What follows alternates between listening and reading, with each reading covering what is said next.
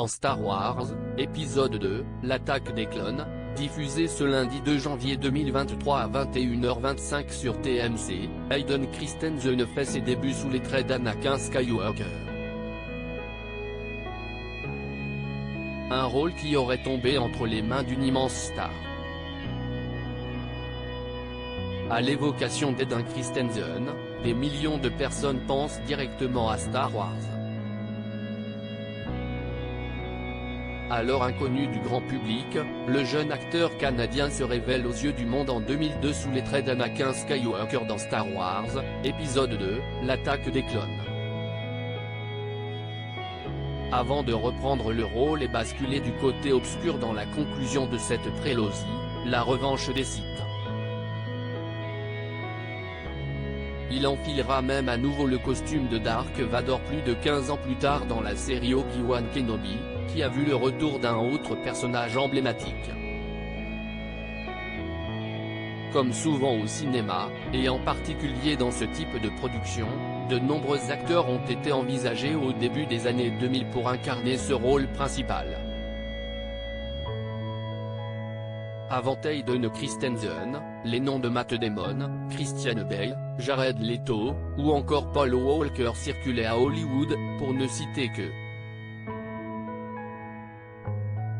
Et une autre immense star est à l'époque dans les petits papiers de George Lucas, qui a émis certains doutes sur Baby Yoda dans The Mandalorian.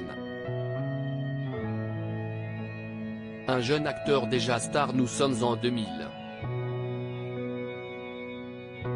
Après avoir mis en scène un Anakin enfant dans La Menace Fantôme, George Lucas se concentre sur les années d'apprenti Jedi de son personnage phare, alors jeune adulte. Pour l'attaque des clones, il lance donc une phase de casting. Il pense alors à un certain Leonardo DiCaprio, bien remarqué dans Gilbert Grape, 1993, Mort ou vif, 1995, ou Roméo plus Juliette, 1996, le comédien américain est à l'époque déjà une star depuis son rôle dans le raz-de-marée Titanic en 1997.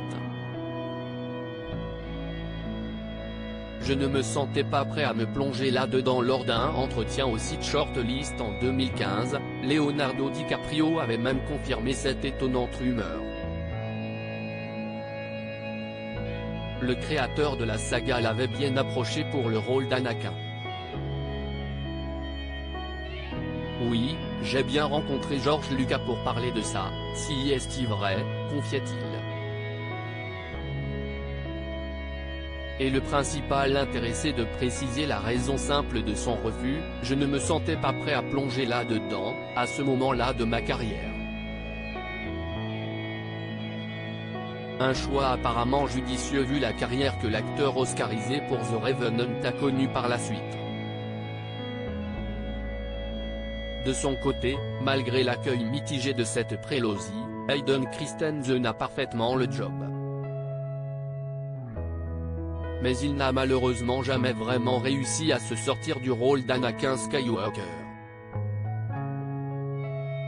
À lire aussi Star Wars, la revanche des Sith, TMC, de Yoda à Kylo Ren, notre classement de tous les personnages de la saga, infographie.